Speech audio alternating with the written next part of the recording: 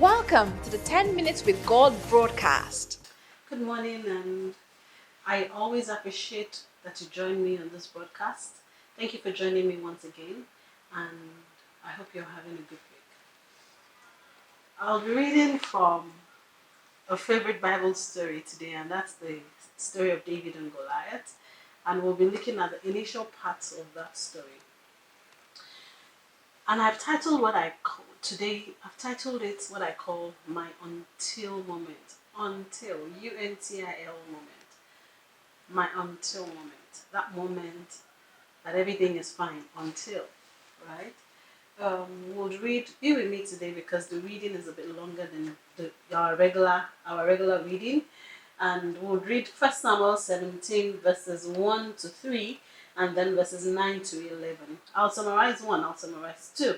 1 says, the Philistines gathered their armies together to battle, and they were gathered at Socoh, which belongs to Judah. They encamped between Socoh and Azekah in Ephes Dammim. Basically, they came out to fight.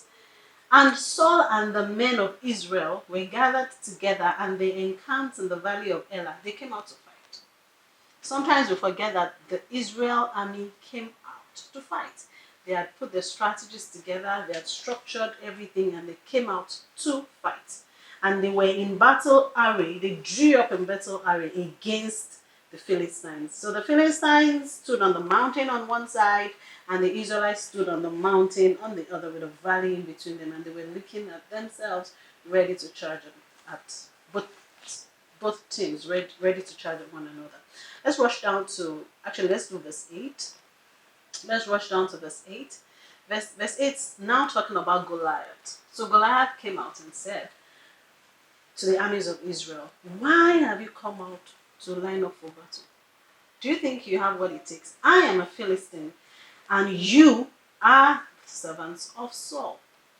So he came out to them and chatted at them and began to put in fear into them. How many times have we been brave at the beginning of a battle, beginning of a year, a business, a process, a beginning of probably information about an illness, and we have our battle attire on, ready to take on the battle, ready to take on the fight, dressed in battle attire.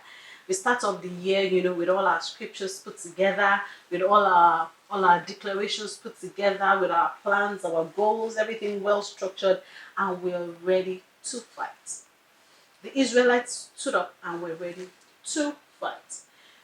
Many times we speak of the failure of the army of Israel. We forget that they actually started well. They had their plans, they had their strategies, they had discussed, they had, said which soldier was going to be in what position, and they went out to fight the Philistines until the enemy wielded his weapon.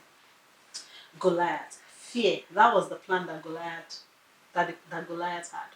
So Goliath came. And really, his trust was not in his size.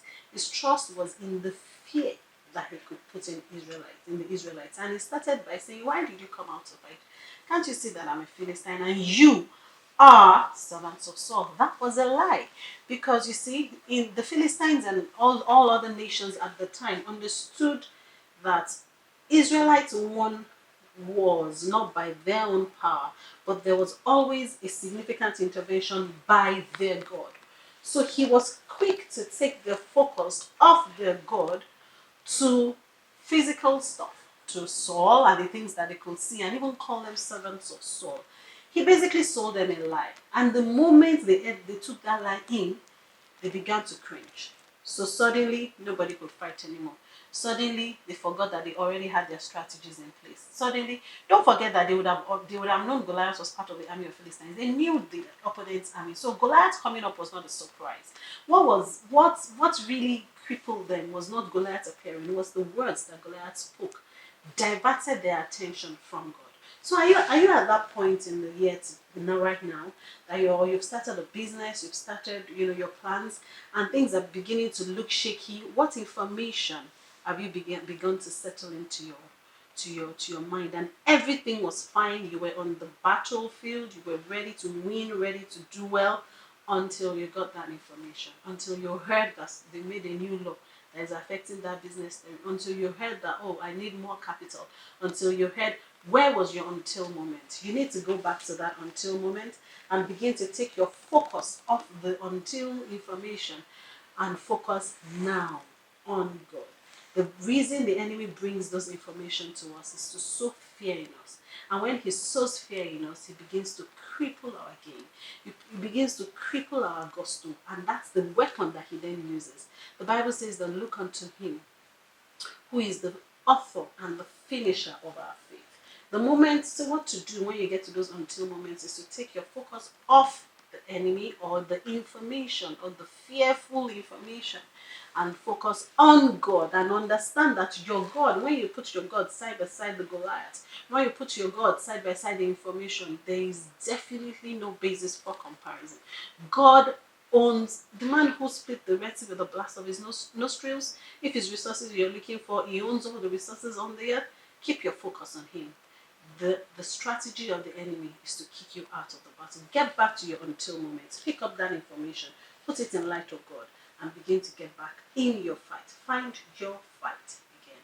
Pick up your fight and do the battle until you win. We win or we win. Recently I told the devil that you're the one who's going to give up on me because I ain't giving up. Like anything that you bring at me, I'm winning. That's so sure because you will give up and say, finally, let's just leave this girl. Let's just leave this. And let's it in your body. Check her for more. Let's just leave her because I ain't giving up, and that's what God wants from us. And I thank you. Thank you for everyone who's received the fearful information, who has received an information that made them to lose their fight. Help them to find their fight again and let them understand that you are the God all-powerful. You are the God who can change situations to begin to work for our good. Father, we give you all the thanks. We give you all the glory. Thanks for being a father and a strong father at that. We give you all the praise. In Jesus' mighty name we have prayed. Amen. Thank you so much and have yourself a lovely day. Thank you for watching. We are sure you were blessed. Join us tomorrow on the 10 Minutes with God broadcast. Subscribe to our YouTube channel for more videos at Ibukun Adebayo Adedayo. Also check out our blog at www.ibukunadedayo.com. Follow us on Instagram at Daddy's Girls Rock and Facebook at Ibukun Adebayo Adedayo. Thank you.